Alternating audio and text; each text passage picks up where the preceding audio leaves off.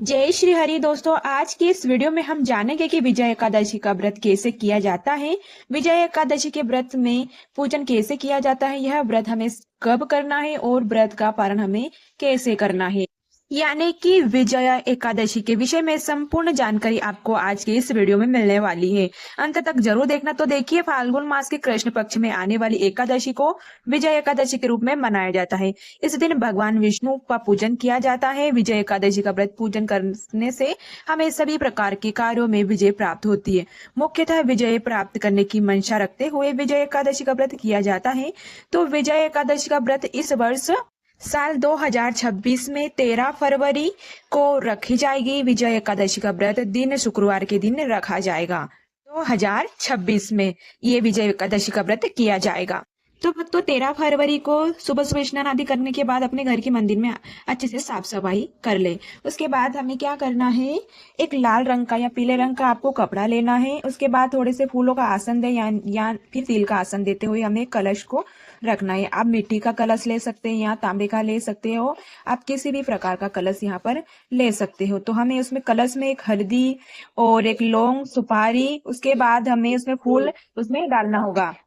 आप चाहे तो आम के पत्ते ले सकते हैं या अशोका के पत्ते ले सकते हैं या फिर पीपल के पत्ते भी आप ले सकते हैं। तो आपको क्या करना है, पीपल के पत्ते जो भी आपने लिए हैं उस पर आपको तिलक करने हैं। 5 पल्लव को आपको तिलक करने, मैंने यहाँ कुमकुम से तिलक कर दिए हैं, आप कुमकुम से तिलक कर दीजिएगा। उसके बाद आपको यहाँ पर अष्टगंध से तिलक करना है। तो इस प्रकार आप भी अष्टगंध से तिलक कर दीजिएगा। इसी प्रकार उसके बाद हमें 5 पल्लव को यहाँ पर कलश पर रखना हो। तो आप चाहे तो कलश पर 7 अनाज भी रख सकते हो या 7 ध्यान रख सकते हो, नहीं रख सकते हो तो आप नारियल भी रख सकते हो। इस प्रकार से मैंने यहाँ पर रख दिया है। तो मैंने यहाँ पर तिल लिया है, तिल भी बहुत शुभ माने जाते हैं, तो आप यहाँ पर तिल भी रख सकते हो। तो इस प्रकार से मैंने यहाँ पर तिल रख दिए हैं।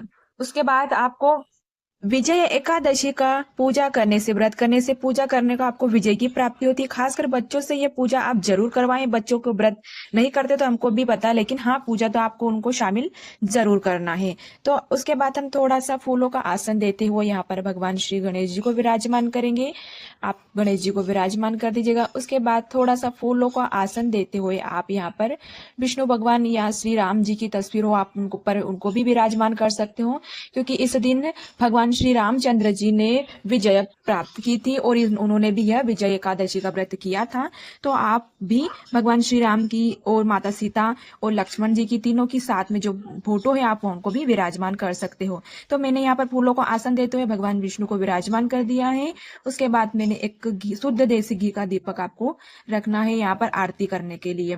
तो आप यहाँ पर कलश पर स्वास्तिक बना दीजिएगा। स्वास्तिक हमेशा आप सीधे डायरेक्शन में बनाइएगा। तो हमें सबसे पहले यहाँ पर कलश पर स्वास्तिक बनाना है। तो देखिए, मैंने स्वास्तिक बना दिया है। उसके बाद हमें कलश पर मौली या कलावा लपेटना है। तो आप इस बार कभी भी कलश को खाली नहीं छोड़ना चाहिए। तो मैंने यहाँ पर कलश पर मौली बांध दी है। आप इस प्रकार मौली बांध दीजिएगा।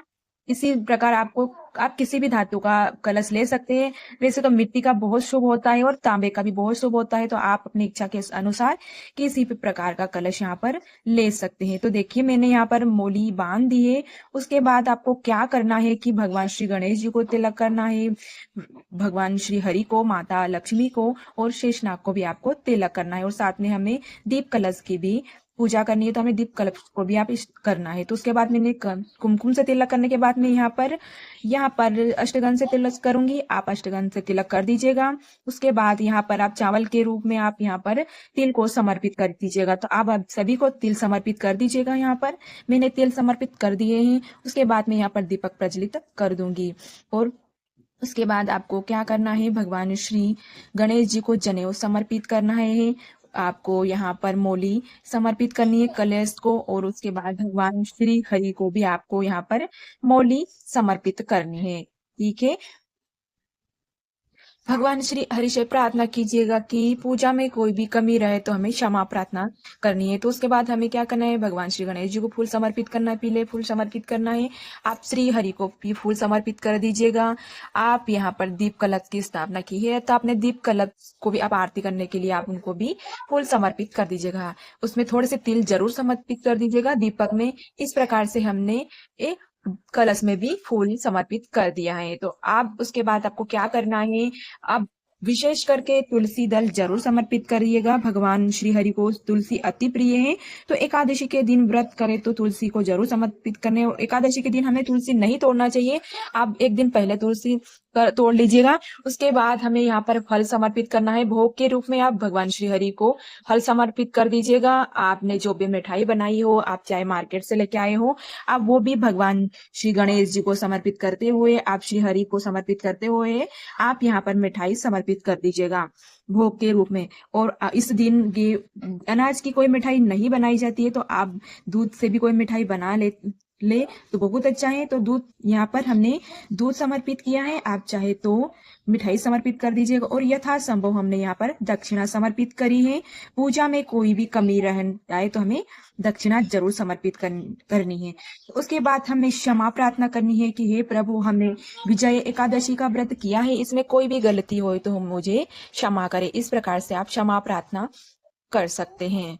उसके बाद हमें भाव रूप से आरती करनी है।